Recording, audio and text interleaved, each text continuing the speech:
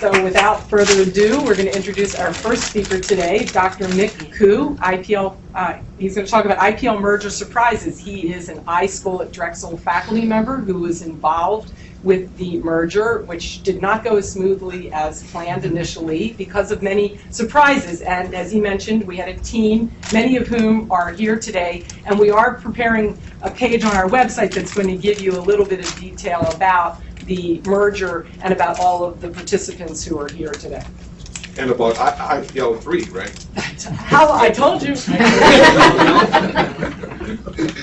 Yeah, a team of experts.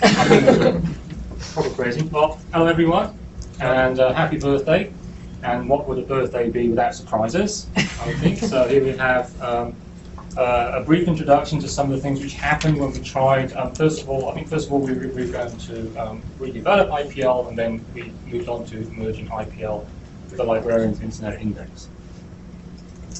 All right, so we started off. I mean, the game plan originally was, I think, first to develop a partnership between IPL and LII, and then at some point LII lost funding, didn't they? So then we decided to merge the two libraries. So what we decided to do was merge both IPL and LII into IPL2, which is going to be a new Web 2.0 oriented library, which would start to offer user services, user accounts, and so on. And the idea would be, in order to facilitate that, we needed a really solid back end for this, and we decided to go with Dublin Core.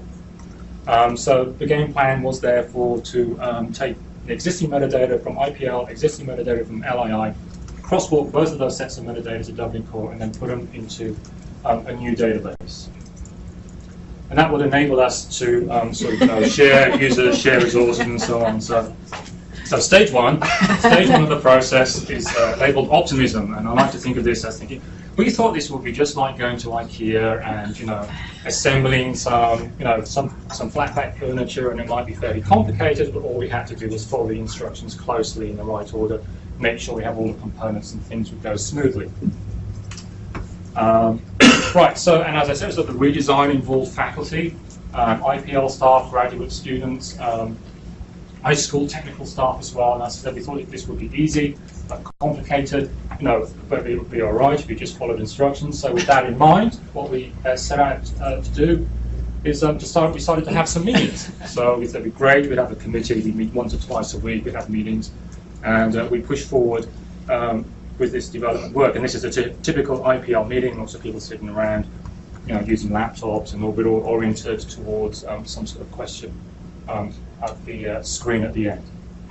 So we had a series of meetings, and after meetings had gone on for a certain amount of time, reality started to set in, and of course, flat pack, self-assembly furniture is not necessarily as easy to assemble as all that, and we started running into a series of issues which started to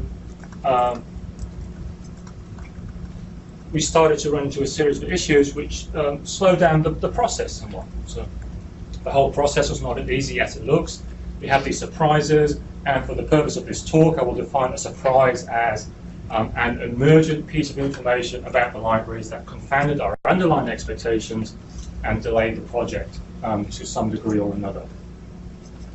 So, so some of the surprises, for instance, so we were talking about crosswalking, so we thought, great, IPL, for instance, we will crosswalk the title field in IPL to the title field in Dublin Core, but then it turned out, for instance, that IPL had at least 6 different fields for title, main title, formal title, sort title, acronym, alternate title, alternate spelling, and so on. So first of all, this generated a couple of things to note about this, is that nobody really knew why they were there, because we moved on. I mean, IPL has been in existence for over 10 years now, and maybe, yes, 15 years, right? And there's been a lot of decisions along the way about the way it's developed, and it hasn't kept the staff, it hasn't kept the people working on the project, and so organizational memory hasn't carried forward the reasons why we have all these different sort of fields in the metadata. So we were in fairly lengthy discussions, right, about what to do with these and so on. So these multiple metadata fields were one thing. We found actually a lack of item level metadata, which meant there were a lot of items in the collection, even the items which were handcrafted by IPL itself, which didn't have item level metadata. associated with them. And that also put us into a long series of discussions as to how to deal with those sorts of metadata and how are we going to generate them. And I think in the end we wound up generating some fairly complex metadata at the collection level, which generally describe the items within collections, but we didn't have the resources to go back and look at individual items themselves. Non-controlled subject vocabularies.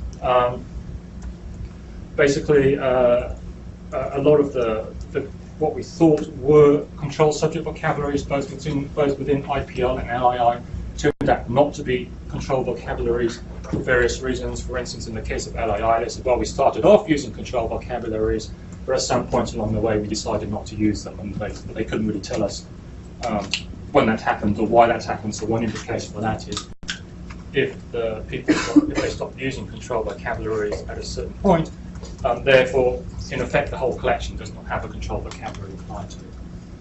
The metadata generation workflow was fairly complicated. And interesting one we came across was that, on both the sites there was a series of links on the front page. When instead of going to search, you could just browse and drill down through the collection. So you could go from subject from a heading to a subheading to a sub-subheading and so on, down through the collection. And this was on both the IPL and LII. And we thought, well, we could just, first of all, put these into Dublin Core, or we could match them up together.